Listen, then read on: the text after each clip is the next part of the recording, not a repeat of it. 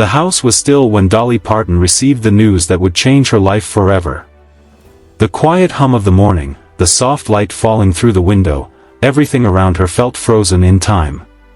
Her husband, Carl Dean, the man who had lived his life in the shadows while she shone in the brightest spotlight, had passed away.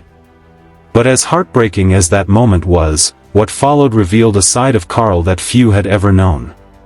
Hidden accounts, private letters, carefully written notes, and an old envelope tucked away in a drawer, each one telling a story of love that had been quietly planned and deeply felt. When the lawyer began reading Carl's will aloud, Dolly's hands trembled. Her eyes filled with tears, her voice breaking as she tried to steady herself. Around her, family members wept softly. In every line of that will, Carl's voice seemed to echo, a whisper from beyond, reminding her that his love had never wavered. He had always been the quiet one, the man who stayed home when the world wanted him to take a bow. But in his final act, Carl spoke louder than ever.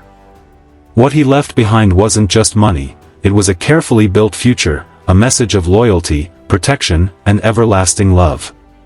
It was a plan written with care, showing that he had been thinking of her right up until his last days. Carl Dean passed away in March, at the age of 82. The news broke hearts around the world. Fans who had admired Dolly for decades knew of her long and rare love story, one that had survived fame, distance, and time. Few celebrity relationships had lasted as long, or as privately, as theirs. Yet as the world sent flowers and condolences, Dolly faced something far more personal, the uncovering of her husband's final wishes. According to official papers, Carl had prepared his will years before his passing. It was written meticulously, reflecting his thoughtful and organized nature. In it, he made Dolly the sole heir to everything he owned. From the smallest personal trinkets to large properties, every item carried one message: this belongs with her. All of Carl's earnings, his savings, and his possessions were placed into what he called the Carl Thomas Dean Trust. It was a sign of complete trust in his wife, the woman he had loved since the moment they met. He didn't just leave her money, he left her the essence of their life together: photos, letters, stage outfits, her jewelry, musical instruments, and keepsakes that held memories from decades of love and partnership. And then there was the handwritten note. It wasn't part of the official legal paperwork. It was something more personal, intimate instructions on how Dolly should handle the sentimental things they had collected over a lifetime. Each line was written with care, filled with his familiar handwriting. It described where certain keepsakes should go, how old family photos should be kept, and what she might want to hold on to forever. But even more telling was the clause in his will that said, if the note couldn't be found, Dolly would have full authority to decide on everything herself. It was his way of saying, I trust you completely. C.E. She said, Carl was and always will be the love of my life. He may be gone, but he's everywhere I look. Their story had always been different from the typical Hollywood romance. It didn't begin at a red carpet event or a recording studio. It began in the most ordinary of places, a laundromat. It was 1964. Dolly was just 18, new to Nashville, washing her clothes at the wishy-washy laundromat.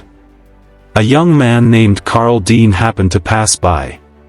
He stopped when he saw her, struck by her laughter and charm. Their eyes met, and something gentle sparked between them. It wasn't love at first sight, it was something quieter, more lasting. 2 years later, on May 30, 1966, they got married in a small ceremony in Ringgold, Georgia. There were no flashing cameras, no magazines, no interviews, just Dolly, Carl, her mother, a preacher, and his wife. They wanted it simple. It wasn't about publicity, it was about love. While Dolly went on to become one of the most recognized voices in the world, Carl stayed in the background, running his asphalt paving business and living a peaceful life in Nashville. He was happy to let Dolly shine. He didn't attend her premieres or award shows, he didn't give interviews. He simply stayed home and waited for her to return, always proud, always supportive. Dolly often said that his privacy was one of the secrets to their long marriage. "He never felt he had to compete with me," she once shared. "He was his own man. He loved me for me." When Carl turned 82, his health began to fail. Still, he remained strong and calm, reassuring Dolly that everything would be okay. When he passed away, Dolly shared the news quietly. There was no press conference, no spectacle, just a heartfelt message announcing that her husband had died peacefully and would be laid to rest privately, surrounded only by family. That was exactly how Carl wanted it: no spotlight, no noise. In the days that followed, Dolly wrote a thank you letter to her fans and friends for their outpouring of love. She said their messages had brought her comfort and peace. Though she couldn't reply to everyone, she wanted them to know she was grateful. Their love had lasted nearly 60 years, a rare thing in any world, let alone in the world of fame. When they celebrated their 50th wedding anniversary in 2016, Carl made a rare statement. He said that when he first saw Dolly, he knew instantly that she was the one. "That was the day my life truly began," he had said. Those words meant more now than ever. They were proof that his love never faded. Even as Dolly's fame grew, Carl never wanted to be part of it. He was content living quietly in their home. When she went on tour, he stayed behind, tending to their house, reading, or working in the yard. He encouraged her to keep going but always reminded her to rest and take care of herself. He often said that love didn't need to be loud to be real. For him, happiness wasn't in applause or money, it was in small, ordinary moments, watching the sunset, laughing over dinner, or sitting side by side in silence. Dolly later shared that their favorite thing to do was to take off in their small RV. They would travel without an itinerary, park somewhere quiet, and just enjoy being together. No fans, no cameras, just them. At home, their evenings were simple. Dolly would cook or read while wearing her baby clothes, as she called them, comfortable pajamas she only wore around him. Carl would sit nearby, sometimes teasing her, sometimes just admiring her. Those were their happiest times, not the awards, not the fame, but those private moments that belonged only to them. They were opposites in many ways. She was the wind, he was the ground. She thrived in crowds, he found peace in solitude. But they respected those differences and never tried to change one another. Dolly once said, "He doesn't want to be part of my world, but he's the center of it."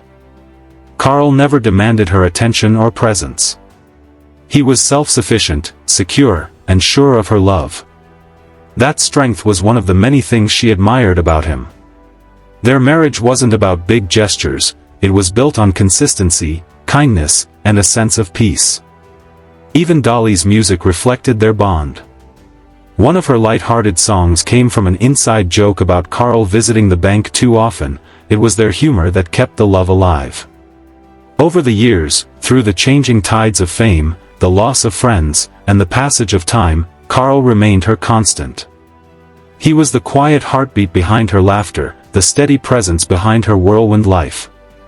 Now, as she continues to perform and bring joy to millions, she carries him with her. His photos still sit around the house, his favorite chair still by the window. Every melody she sings now holds a piece of him. Carl Dean may not have sought fame, but his legacy will forever live in the story of the woman he loved and protected. Their marriage was proof that true love doesn't need an audience, it only needs two hearts willing to keep choosing each other, day after day, year after year. In the end, Carl's final act of love was ensuring Dolly's peace. His will wasn't about wealth, it was about devotion, care, and an unspoken promise that even in death, he would look after her. For Dolly, every song she now sings, every smile she shares with the world, carries the quiet strength of the man who once said, "You chose that life, but I chose you." And that choice, made decades ago in a Nashville laundromat, became one of the greatest love stories ever told.